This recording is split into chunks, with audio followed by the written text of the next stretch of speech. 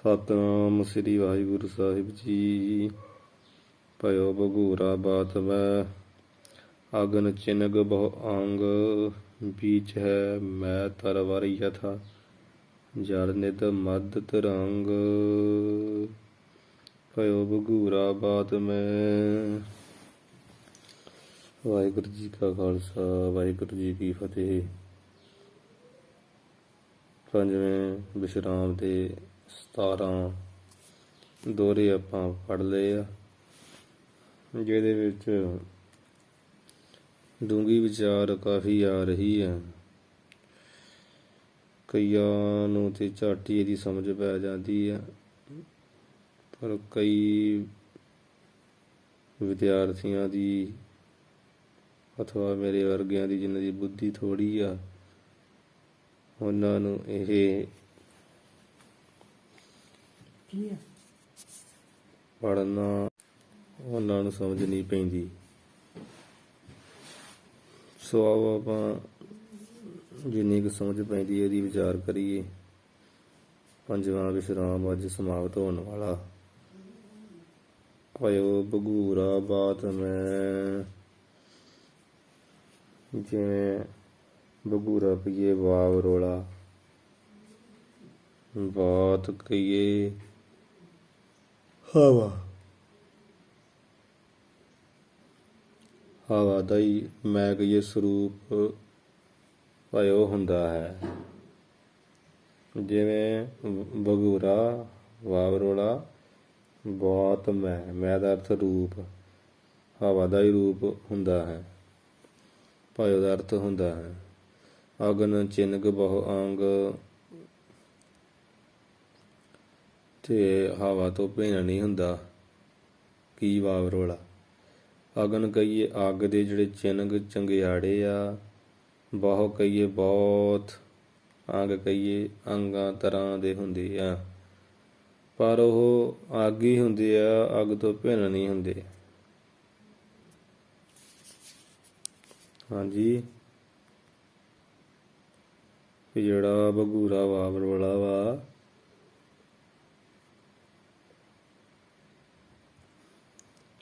ਉਹ ਬਾਤ ਰੂਪ ਕਹੀਏ ਹਵਾ ਰੂਪ ਹੀ ਭਇਓ ਹੁੰਦਾ ਹੈ, ਹਵਾ ਤੋਂ ਭਿੰਨ ਨਹੀਂ ਹੁੰਦਾ। ਵਾਵ ਰੋਲੇ 'ਚ ਹਵਾ ਹੀ ਹੁੰਦੀ ਆ। ਤੇ ਅਗਨ ਚਿਨਗ ਬਹੁ ਅੰਗ, ਅੱਗ ਦੇ ਜਿਹੜੇ ਚਿਨਗ ਚੰਗਿਆਰੇ ਆ, ਉਹ ਵੀ ਬਹੁਤ ਅੰਗ ਕਈ ਤਰ੍ਹਾਂ ਦੇ ਹੁੰਦੇ ਆ, ਪਰ ਉਹ ਚੰਗਿਆੜੇ ਅੱਗ ਦਾ ਹੀ ਰੂਪ ਆ, ਅੱਗ ਹੀ ਹੁੰਦੇ ਆ। ਚੰਗਿਆੜੇ 'ਚ ਵੀ ਅੱਗ ਹੀ ਹੁੰਦੀ, ਅੱਗ ਤੋਂ ਵੱਖਰੇ ਨਹੀਂ ਹੁੰਦੇ। ਉਹ ਇਸ ਤਰ੍ਹਾਂ ਸਮਝਾ ਰਹੇ।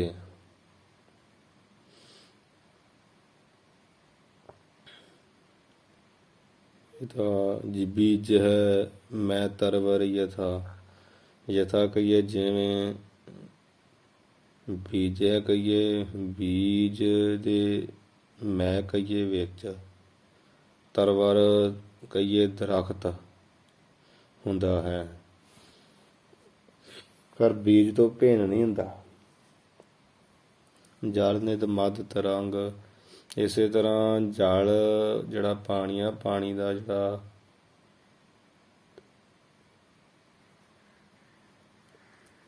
ਨਿੱਧ ਖਜ਼ਾਨਾ ਸਮੁੰਦਰ ਹੁੰਦਾ ਹੈ, ਸਮੁੰਦਰ ਦੇ ਮੱਧ ਕਹੀਏ ਵਿੱਚੋਂ ਹਵਾ ਦੇ ਕਾਰਨ ਜਿਹੜੀਆਂ ਬੇਅੰਤ ਬੇਅੰਤ ਤਰੰਗਾਂ ਕਹੀਏ ਲਹਿਰਾਂ ਉੱਠਦੀਆਂ, ਉਹ ਲਹਿਰਾਂ ਸਮੁੰਦਰ ਤੋਂ ਵੱਖਰੀਆਂ ਨਹੀਂ ਹੁੰਦੀਆਂ। ਜੈਸੇ ਇੱਕ ਆਗ ਤੇ ਕਨੂਕਾ ਕੋਟ ਆਗੇ ਉੱਠੇ, ਨਿਆਰੇ ਨਿਆਰੇ ਹੋਏ ਕहें ਫਿਰ ਆਗ ਮੈਂ ਮਿਲਾਹੇਂਗੇ। ਅੱਗ ਦੇ ਕਨੂਕਾ ਕੀ ਚੰਗਿਆਰੇ ਕਰੋੜਾਂ ਅੱਗ 'ਚ ਉੱਠਦੇ ਆ, ਉਹ ਵੱਖਰੇ ਵੱਖਰੇ ਜਿਹੇ ਹੋ ਜਾਂਦੇ, ਫਿਰ ਆਗ ਮੈਂ ਮਿਲਾਹੇਂਗੇ, ਫਿਰ ਅੱਗ 'ਚ ਮਿਲ ਜਾਂਦੇ ਆ, ਮਤਲਬ ਅੱਗ ਦਾ ਰੂਪ ਹੀ ਹੁੰਦੇ ਉਹ। ਤੇ ਜਿਹੜਾ ਬੀਜ ਆ, ਬੀਜ ਦੇ ਵਿੱਚ ਹੀ ਜਿਹੜਾ ਤਰਵਰ ਕਹੀਏ ਬ੍ਰਿਸ਼ ਹੁੰਦਾ, ਤੇ ਵੱਖਰਾ ਤਾਂ ਨਹੀਂ ਨਾ ਹੁੰਦਾ।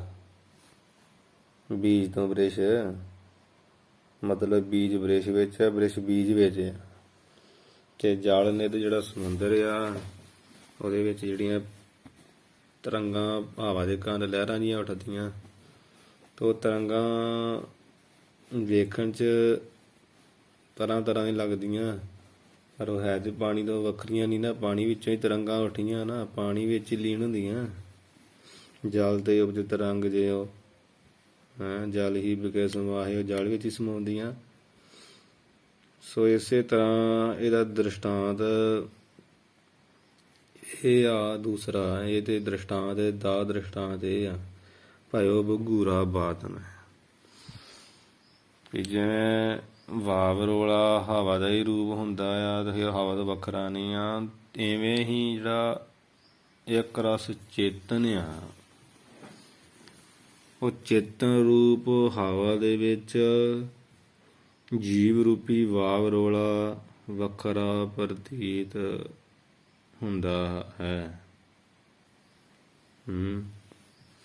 ਪਰ ਉਹ ਜੀਵ ਰੂਪੀ ਜਿਹੜਾ ਵਾਵ ਰੋਲਾ ਵਾ, ਉਹ ਬ੍ਰਹਮ ਸਰੂਪ ਹੀ ਆ।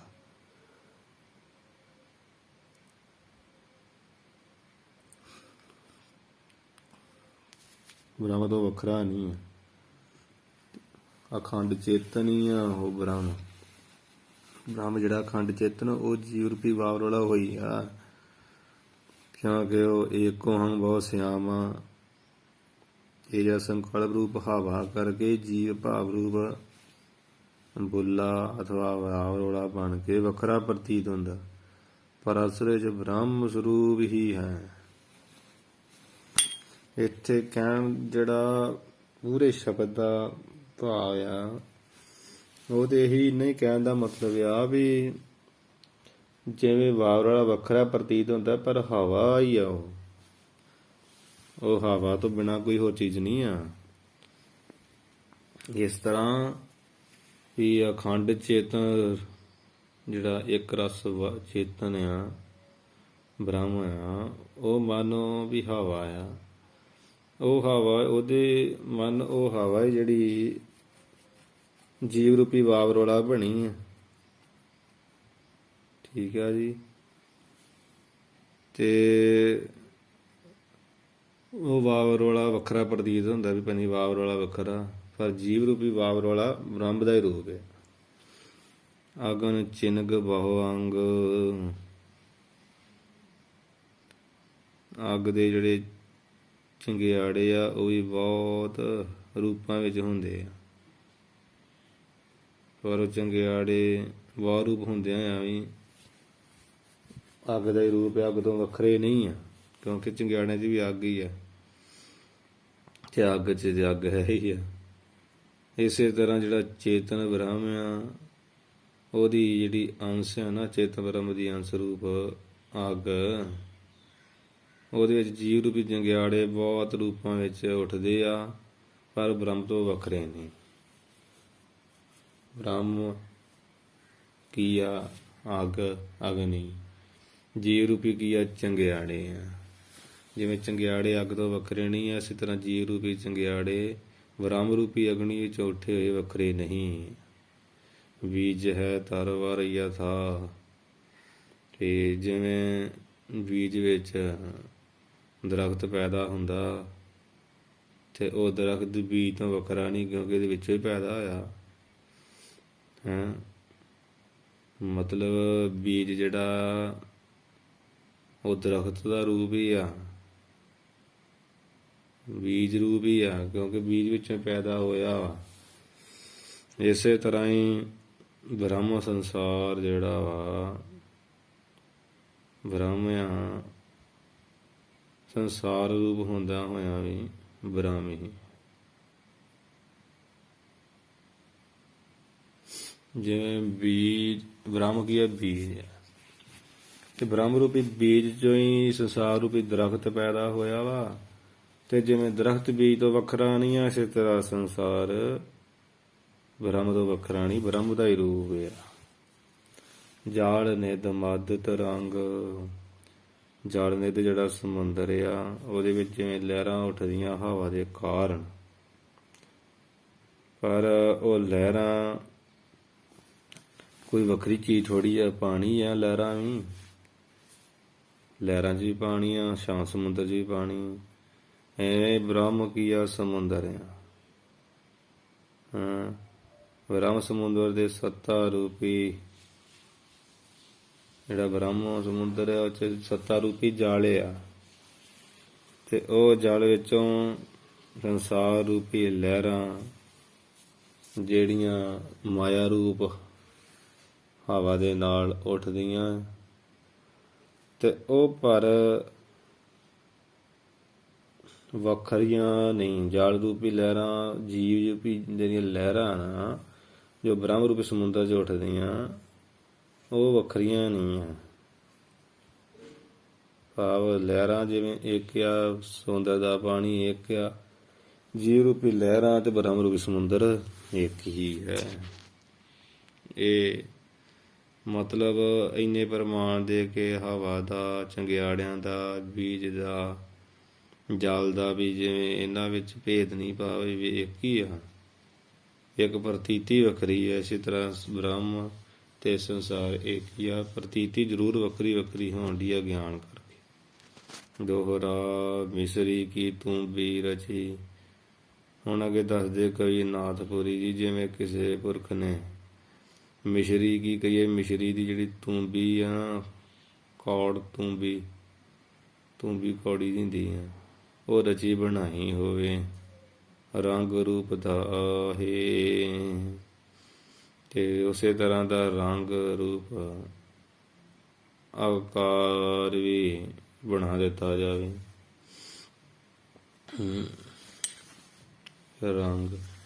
ਰੰਗ ਰੂਪ ਵੀ ਉਹਦਾ ਜਿਹੜਾ ਰੰਗ ਆ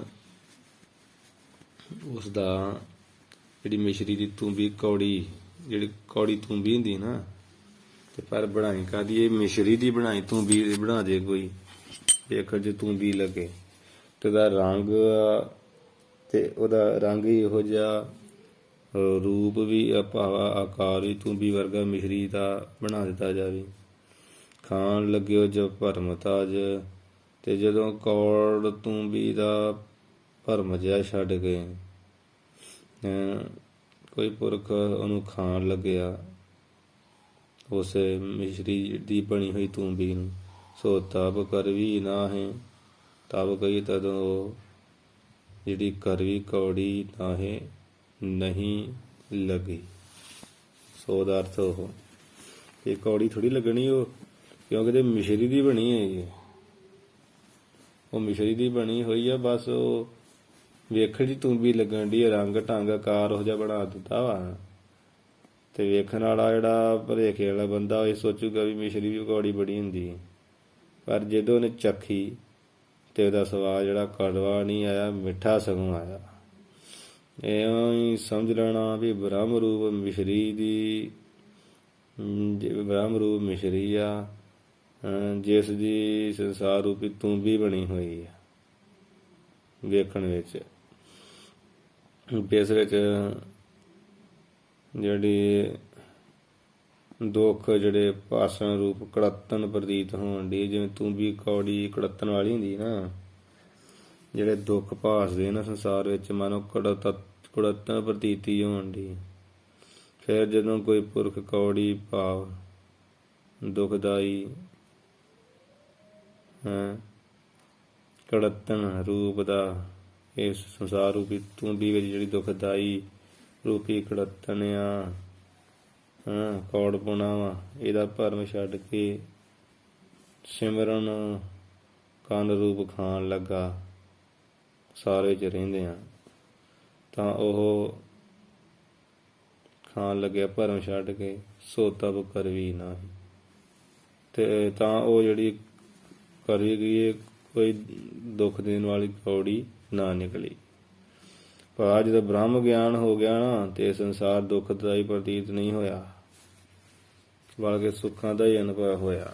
ਜਿੰਨਾ ਚਿਰ ਬ੍ਰਹਮ ਗਿਆਨ ਨਹੀਂ ਹੁੰਦਾ, ਉਹਨਾਂ ਚਿਰ ਸੰਸਾਰ ਦੁੱਖ ਰੂਪ ਆ, ਕਿਉਂਕਿ ਉਹਨਾਂ ਚਿਰ ਮੈਂ ਮੇਰੀ ਆ, ਭੇਦ ਭਾਵ ਆ, ਵੈਰ ਵਿਰੋਧ ਆ, ਬੇਗਾਨੇ ਆ, ਆਪਣੇ ਆ। ਜਦੋਂ ਬ੍ਰਹਮ ਗਿਆਨ ਹੋ ਜਾਂਦਾ, ਫਿਰ ਨਾ ਕੋ ਬੈਰੀ ਨਹੀਂ ਬੇਗਾਨਾ, ਸਗਲ ਸੰਗ ਹਮਕੋ ਬਨੇ ਆਈ। ਜਦ ਹੁਣ ਦੁੱਖ ਕਾਹਦਾ, ਵੈਰ ਵਿਰੋਧ ਦਾ ਹੀ ਦੁੱਖ ਆ, ਇੱਕ ਦੂਜੇ ਨੂੰ ਵੇਖ ਕੇ ਈਰਖਾ ਫੁਰਦੀ ਆ, ਤੇ ਉਦੋਂ ਦੁੱਖ ਹੁੰਦਾ ਬੜਾ।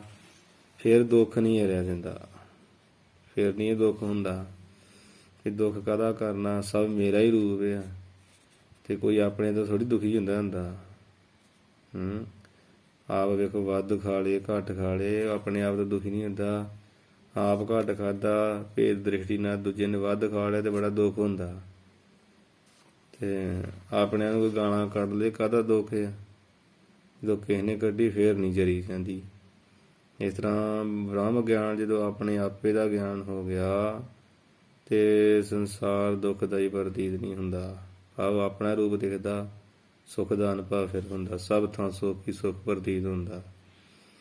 ਮਿਸ਼ਰੀ ਗੀਤੋਂ ਵੀ ਰਚੀ, ਭਾਵ ਬ੍ਰਹਮ ਜਿਹੜਾ ਮਿਸ਼ਰੀ ਦੀ ਨਹੀਂ ਆ, ਉਹਦੇ ਤੋਂ ਸੰਸਾਰ ਰੂਪੀ ਤੂੰ ਵੀ ਰਚੀ ਹੋਈ ਆ ਭਾਵੇਂ। ਤੇ ਉਹ ਤੂੰ ਵੀ ਵਰਗਾ ਵਾ ਦੁੱਖ ਦੇਣ ਵਾਲਾ, ਇਹਦਾ ਰੰਗ ਰੂਪ ਆਕਾਰ ਬਣਾਇਆ ਹੋਇਆ ਸੰਸਾਰ ਦਾ, ਕਈ ਤਰ੍ਹਾਂ ਦੁੱਖ ਪ੍ਰਤੀਤ ਹੁੰਦੇ ਆ। ਤੇ ਜਦੋਂ ਗਿਆਨੀ ਪੁਰਸ਼ ਆਪਣਾ ਇਹ ਵੀ ਦੁੱਖ ਆ ਸੰਸਾਰ ਇਹਦਾ ਭਰਮ ਜਿਹਾ ਛੱਡ ਕੇ ਖਾਣ ਲੱਗਿਆ, ਸੋ ਤਬ ਕਰਵੀ ਨਹੀਂ, ਤਾਂ ਸੰਸਾਰ ਦੇ ਦੁੱਖ ਕੜਵੇ ਨਾ ਲੱਗੇ। ਭਾਵ ਬ੍ਰਹਮ ਗਿਆਨੀ ਹੋਣੇ ਕਰਕੇ ਸਦਾ ਕੜਾ ਤੇ ਬੈਠੇ ਰਹਿਣਾ, ਤੇ ਜਿੰਨਾ ਚਿਰ ਅਗਿਆਨ ਵੀ ਮਰਨਾ ਨਹੀਂ, ਤਾਂ ਹਰੇਕ ਦੁੱਖ ਵੀ ਮੇਰੇ ਤੇ ਲੱਗਦਾ ਭਾਟ ਟਹਿ ਗਿਆ। ਉਹ ਬ੍ਰਹਮ ਗਿਆਨ ਦੇ ਹੋਣ ਕਰਕੇ ਜਿਹੜੀ ਕੜੱਤਣ ਸੀ ਨਾ ਦੁੱਖ ਦੇਣ ਵਾਲੀ, ਕੌੜਾਪਣ ਸੰਸਾਰ ਰੂਪੀ ਤੂੰ ਬੀਜ, ਉਹ ਫਿਰ ਪ੍ਰਤੀਤ ਨਹੀਂ ਹੋਇਆ। ਫਿਰ ਸੁੱਖ ਹੀ ਸੁੱਖ ਅਨੁਭਵ ਹੁੰਦਾ। ਜਿਵੇਂ ਉਹ ਪ੍ਰਤੱਖ ਤੂੰ ਵੀ ਮਿਸ਼ਰੀ ਦੀ ਬਣੀ ਹੋਈ ਚੱਖੀ ਜਿਹੜੀ ਮਿੱਠੀ ਲੱਗਦੀ ਆ, ਇਸੇ ਤਰ੍ਹਾਂ ਸੰਸਾਰ ਦੇ ਵਿੱਚ ਵੀ ਸਭ ਦੁੱਖ ਸੁੱਖ ਸਭ ਮਿੱਠੇ ਲੱਗਦੇ ਆ। ਮਤਲਬ ਇੱਕ ਸਮਾਨ ਮਨੁੱਖ ਰਹਿੰਦਾ ਬ੍ਰਹਮ ਗਿਆਨ ਦੇ ਹੋਣ ਕਰਕੇ। ਜਾਂ ਖਾਣ ਲੱਗਿਓ ਜਾਂ ਪਰਮ, ਸੋ ਤਬ ਕਰ ਵੀ ਨਾ ਹੀ।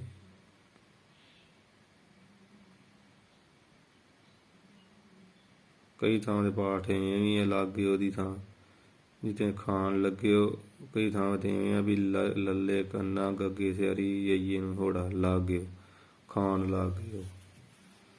ਤੇ ਜਬ ਤੇ ਬੱਬੇ ਨੂੰ ਸਿਹਾਰੀ ਆ, ਭਰਮ ਦੇ ਮੰਮੇ ਨੂੰ ਸਿਹਾਰੀ ਆ, ਤੇ ਤਾਜ ਦੇ ਜੱਜੇ ਨੂੰ ਸਿਹਾਰੀ। ਖਾਣ ਲਾਗਿਓ ਜਬ ਭਰਮ ਤਾਜ, ਸੋ ਤਬ ਕਰਵੀ ਨਾਹੀ, ਤਬ ਦੇ ਤੱਤੇ ਨੂੰ ਸਿਹਾਰੀ ਆ, ਬੱਬੇ ਨੂੰ ਸਿਹਾਰੀ। ਫੇਰ ਸੁਣ ਲੈਣਾ, ਜਬ ਦੇ ਬੱਬੇ ਨੂੰ ਸਿਹਾਰੀ ਆ, ਭਰਮ ਦੇ ਮੰਮੇ ਨੂੰ, ਤਾਜ ਦੇ ਜੱਜੇ ਨੂੰ, ਤੇ ਤਬ ਦੇ ਬੱਬੇ ਨੂੰ। ਤੇ ਖਾਣ ਲੱਗਿਓ ਪਾਠ ਵੀ ਆ, ਤੇ ਖਾਣ ਲਾਗਿਓ ਲੱਲੇ ਕੰਨਾ ਗੱਗੇ ਸਿਹਾਰੀ ਜਈਏ ਹੋੜਾ, ਇਹ ਵੀ ਪਾਠ ਹੈ।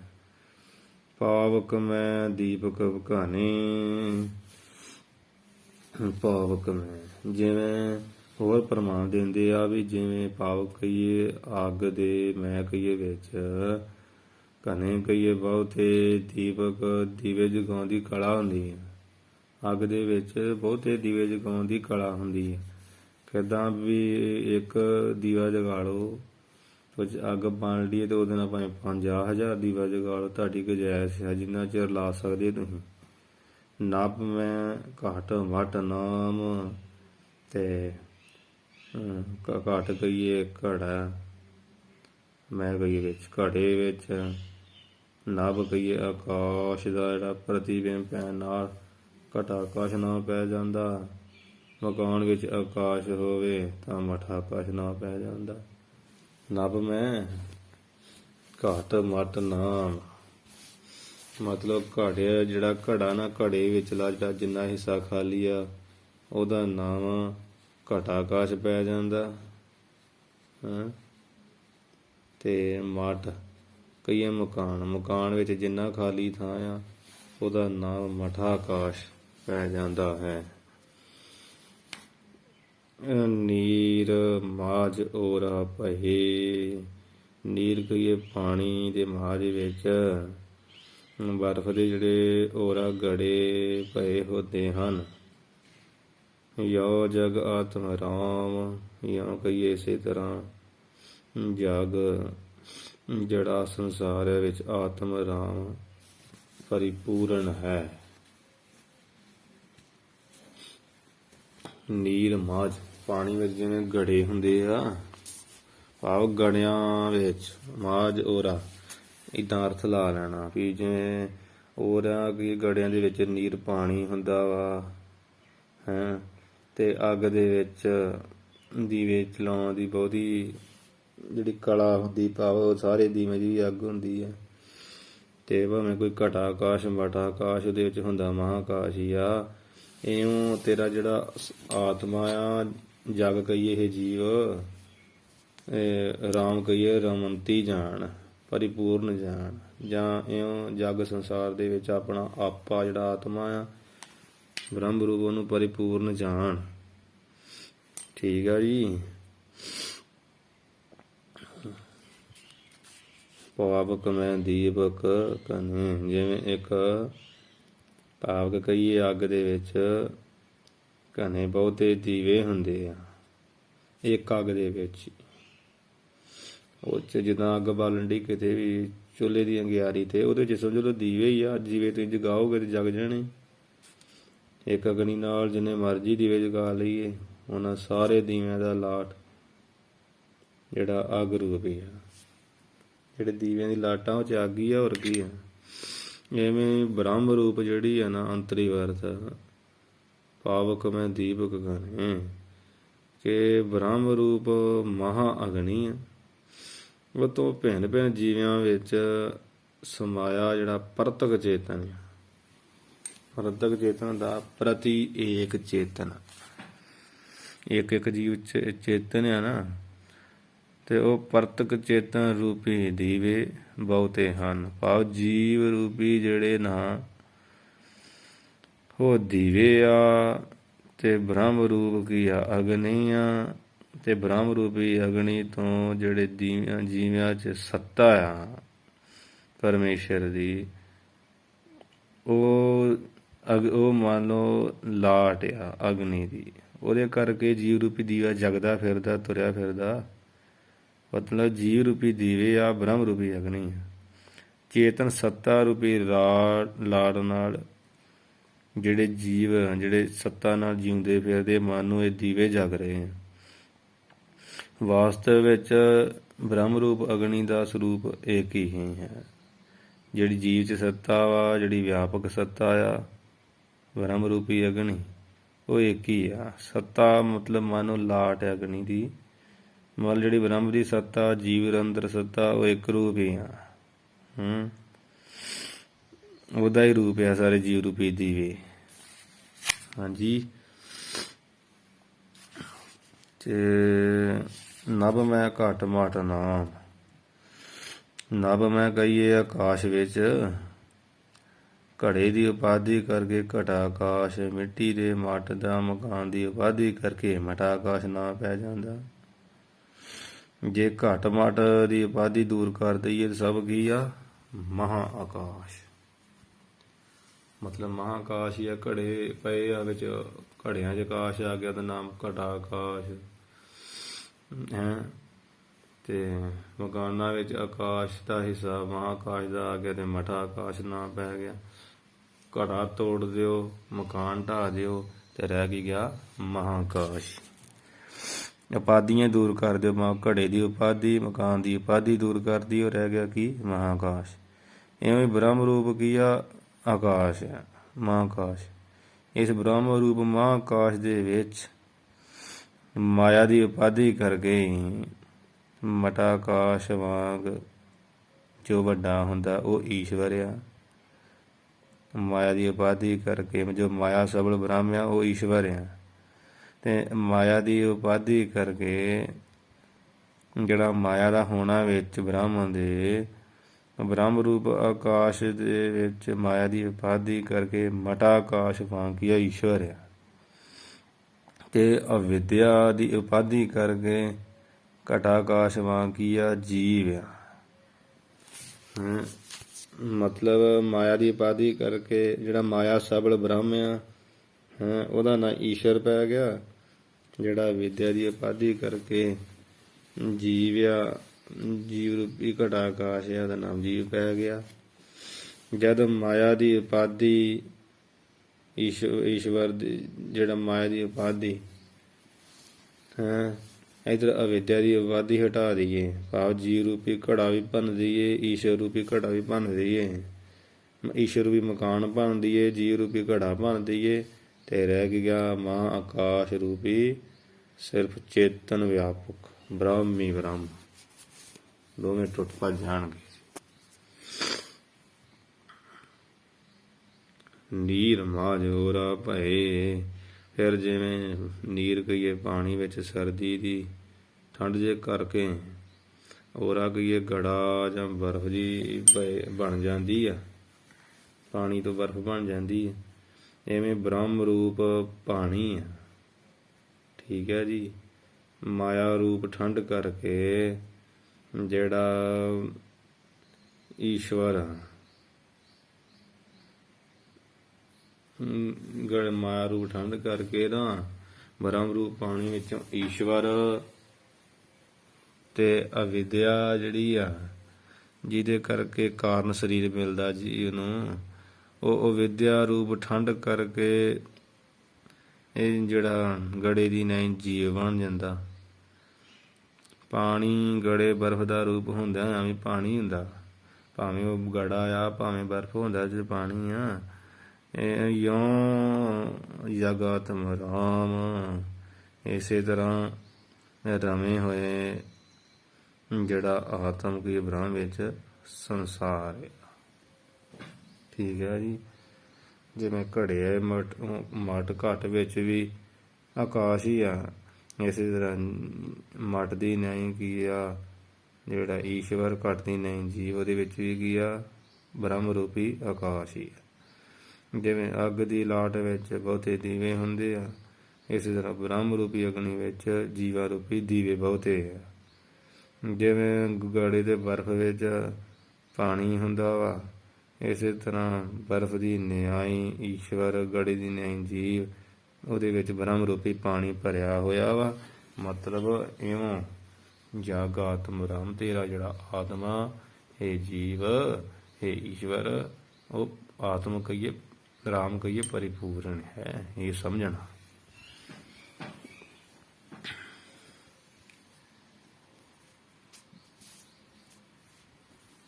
ਸਭ ਕਹੋ ਤੋ ਹੈ ਨਹੀਂ, ਜੇ ਜਗਤ ਨੂੰ ਸਤ ਕਹੋ, ਸਤ ਕਹੋ ਤੋ ਹੈ ਨਹੀਂ। ਜੇ ਜਗਤ ਨੂੰ ਸਿੱਖ ਸਤ ਕਹੀਏ, ਸੱਚ ਕਹੋ ਕਹੀਏ ਆਖਦੇ ਆ, ਤੋ ਹੈ ਨਹੀਂ, ਤਾਂ ਇਹ ਅਸਥਿਤ ਰੂਪ ਦਿਸ ਨਹੀਂ ਰਿਹਾ, ਰਹਿਣ ਵਾਲਾ ਦਿਖ ਨਹੀਂ ਰਿਹਾ। ਇਹ ਏਦਾਂ ਹੀ ਆ ਜਿਵੇਂ ਬਰਫ਼ ਜੰਮ ਗਈ ਆ ਤੇ ਉਹ ਬਰਫ਼ ਸਦਾ ਰਹਿਣ ਵਾਲੀ ਨਹੀਂ, ਉਹ ਤਾਂ ਖੋਰੀ ਜਾਣੀ ਆ। ਜਦੋਂ ਅੱਗ ਦਾ ਸੇਕ ਆਇਆ ਜਾਂ ਸੂਰਜ ਦੀ ਕਿਰਨਾਂ ਦਾ ਸੇਕ ਆਇਆ, ਮਿਥਿਆ ਕਹੋ ਤੋ ਆਹੀ ਭਾਵ ਨਾਸ ਬਾਣੀ ਆ। ਇਹ ਸੰਸਾਰ ਇਸ ਸਤ ਰੂਪ ਨਹੀਂ ਹੈ। ਜੇਕਰ ਮਿਥਿਆ ਕਹੀਏ, ਝੂਠਾ ਕਹੋ ਕਹੀਏ ਆਖਦੇ ਹਾਂ, ਤੋ ਆਹੇ ਤੋ ਕਹੀਏ ਤਾਂ ਸਾਰਾ ਕੁਝ ਦਿਸ ਰਿਹਾ ਹੈ। ਜੇ ਝੂਠਾ ਕਹੀਏ ਤਾਂ ਦਿਸ ਹੀ ਰਿਹਾ, ਸੱਚ ਕਹੀਏ ਤਾਂ ਹੈ ਨਹੀਂ ਹੈ, ਰਹਿਣ ਵਾਲਾ ਨਹੀਂ ਹੈ। ਬਸ ਜੇ ਮਿਥਿਆ ਜੇ ਝੂਠ ਕਹਾਂ ਤੇ ਹੈਗਾ ਵਾ। ਜਿਵੇਂ ਹੁਣ ਬਰਫ਼ ਨੂੰ ਕੋਈ ਝੂਠ ਕਹੇ, ਬਰਫ਼ ਹੈਗੀ ਤੇ ਹੈਗੀ ਹੈ ਨਾ, ਉਹ ਦਿਸ ਤੇ ਰਿਹਾ ਹੀ ਹੈ ਨਾ, ਢਲ ਕੇ ਪਾਣੀ ਬਣਨਾ, ਉਹਦਾ ਤੇ ਬਰਫ਼ ਹੀ ਦਿਸਣ ਡਈ ਆ। ਕਹਿ ਅਨਾਥ ਅਚਰਜ ਮਹਾ, ਅਨਾਥ ਪੁਰੀ ਕਵੀ ਜੀ ਕਹਿੰਦੇ ਆ, ਕਥਨ ਕਰਦੇ ਆ ਵੀ ਇਹ ਗੱਲ ਬੜੀ ਜਿਹੜੀ ਨਾ ਮਹਾ ਕਹੀਏ ਬਹੁਤੀ ਆਚਰਜ ਕਹੀਏ ਅਸਚਰਜ ਹੈਰਾਨਗੀ ਵਾਲੀ, ਸਮਾਧ ਕਰ ਦੇਣ ਵਾਲੀ ਹੈ। ਅਕਹਿ ਕਹੀਏ ਕਾਹੇ, ਸਭ ਕੁਝ ਅਕਹਿ ਕਹੀਏ ਕਥਨ ਤੋਂ ਰਹਿਤ ਹੀ ਆ। ਇਸ ਲਈ ਕਾਹੇ ਕਹੀਏ ਵੀ ਕੀ ਕਹੀਏ, ਕੀ ਆਖਣਾ ਕਰੀਏ, ਕੀ ਆਖਣਾ ਕਰੀਏ। ਕਾਹੇ ਦਾ ਅਰਥ ਕੀ ਆ, ਕਹੀਏ ਦਾ ਅਰਥ ਆਖੀ, ਵੀ ਕੀ ਆਖੀਏ। ਆਹ ਕੁਝ ਵੀ ਆਖਿਆ ਨਹੀਂ ਜਾ ਸਕਦਾ। ਜੇਕਰ ਸੱਚਾ ਕਹਿੰਦੇ ਆ ਤਾਂ ਸਭ ਕੁਝ ਤੁਰਦਾ ਜਾ ਰਿਹਾ, ਸੱਚਾ ਕਦੀ ਤੁਰਦਾ ਨਹੀਂ। ਜੇ ਝੂਠਾ ਕਹਿੰਦੇ ਆ ਤਾਂ ਕਹਿਆ ਨਹੀਂ ਜਾ ਸਕਦਾ, ਕਿਉਂਕਿ ਸਭ ਕੁਝ ਦਿਸ ਹੀ ਰਿਹਾ। ਇਹ ਬੜੀ ਅਚਰਜੀ ਖੇਡ ਆ, ਅਚਰਜ ਕਥਾ ਮਹਾ ਅਨੂਪ ਹੀ ਆ। ਇਹੀ ਕਹਿਣ ਦਾ ਮਤਲਬ ਆ ਕਵੀ ਜੀ ਦੇ, ਕਿ ਇੱਦਾਂ ਹੀ ਹੁੰਦਾ ਵਾ ਵੀ ਜੇਕਰ ਸੰਸਾਰ ਨੂੰ ਸੱਚਾ ਕਹਿ ਦਈਏ ਤਾਂ ਸੱਚਾ ਨਹੀਂ ਆ, ਕਿਉਂਕਿ ਅੰਤ ਨੂੰ ਕੋਈ ਵਸਤੂ ਨਾਲ ਜਾਂਦੀ ਨਹੀਂ ਹੈ। ਦੁਨੀਆ 'ਤੇ ਕੋਈ ਸਦਾ ਨਹੀਂ ਰਹਿੰਦਾ। ਸੱਚਾ ਤਾਂ ਉਹ ਹੈ ਜੋ ਤਿੰਨੇ ਕਾਲ ਸਦਾ ਰਹੇ। ਸੰਸਾਰ ਜਨਮ ਤੋਂ ਪਹਿਲਾਂ ਵੀ ਨਹੀਂ ਸੀ, ਅੰਤ ਮਰਨ ਤੋਂ ਬਾਅਦ ਵੀ ਨਹੀਂ ਹੋਵੇਗਾ, ਕੇਵਲ ਵਿਚਕਾਰਲੇ ਸਮੇਂ ਵਿੱਚ ਪ੍ਰਤੀਤ ਹੋ ਰਿਹਾ। ਇਸ ਵਾਸਤੇ ਸੱਚਾ ਨਹੀਂ ਕਿਹਾ ਜਾ ਸਕਦਾ। ਪਰ ਜੇ ਇਹਨੂੰ ਮਿਥਿਆ ਝੂਠਾ ਕਹੀਏ ਤਾਂ ਆਹੇ ਦਾ ਅਰਥ ਵੀ ਪ੍ਰਤੱਖ ਨਜ਼ਰ ਆਉਣ ਡਿਆ। ਝੂਠ ਵੀ ਕਹਿਣਾ ਬਣਦਾ ਨਹੀਂ, ਕਿਉਂਕਿ ਝੂਠ ਤਾਂ ਉਹ ਹੈ ਜਿਸ ਦੀ ਕੋਈ ਹੋਂਦ ਹੀ ਨਹੀਂ, ਪਰ ਸੰਸਾਰ ਦੀ ਹੋਂਦ ਤਾਂ ਹੈ, ਇਸ ਲਈ ਝੂਠਾ ਕਹਿਣਾ ਵੀ ਇਹਨੂੰ ਔਖਾ ਲੱਗਦਾ। ਆਕਾ ਹੈ ਕਥਨ ਤੋਂ ਹੀ ਪਰੇ, ਕੀ ਕਹੀ ਪਤਾ ਨਹੀਂ ਲੱਗਦਾ। ਇਹ ਗੱਲ ਵੀ ਬਿਲਕੁਲ 16 ਨੇ ਸੱਚ ਆ। ਗੁਰੂ ਤੇਗ ਬਹਾਦਰ ਸਾਹਿਬ ਕਹਿੰਦੇ ਜਗ ਰਚਨਾ ਸਭ ਝੂਠ ਹੈ। ਤੇ ਹੁਣ ਸਾਨੂੰ ਪੁੱਛੋ ਤੇ ਅਸੀਂ ਕਹਾਂਗੇ ਝੂਠ ਕਿੱਥੇ ਆ? ਆ ਵੇਖੋ ਘਰ ਬਾਹਰ ਆ, ਭਾਈ ਬੰਦ ਆ, ਬਿੱਲੀਆਂ ਕੁੱਤੇ ਸਭ ਪ੍ਰਤੀਤ ਹੋਣ ਡੇ ਆ, ਤੇ ਸੱਚੇ ਵੀ ਨਹੀਂ ਆ, ਕਿਉਂਕਿ ਬਿੱਲੀਆਂ ਕੁੱਤੇ ਘਰ ਪਰਿਵਾਰ ਮਰਦੇ ਆ, ਘਰ ਢਹਿੰਦੇ ਆ, ਤੇ ਸੱਚਾ ਤਿੰਨਾਂ ਸਮਿਆਂ 'ਚ ਨਾਸ ਨਹੀਂ ਹੁੰਦਾ। ਉਹ ਤ੍ਰੈ ਕਾਲ ਬਾਅਦ ਹੈ, ਉਹ ਇੱਕ ਬ੍ਰਾਹਮੀ ਆ, ਬਾਕੀ ਤੇ ਸਾਰੇ ਨਾਸਵਾਨ ਆ। ਮਤਲਬ ਹੋਂਦ ਵਾਲਾ ਬ੍ਰਾਹਮੀ ਆ, ਰੱਸੀ ਦੀ ਨਿਆਈ ਬ੍ਰਾਹਮਿਆ।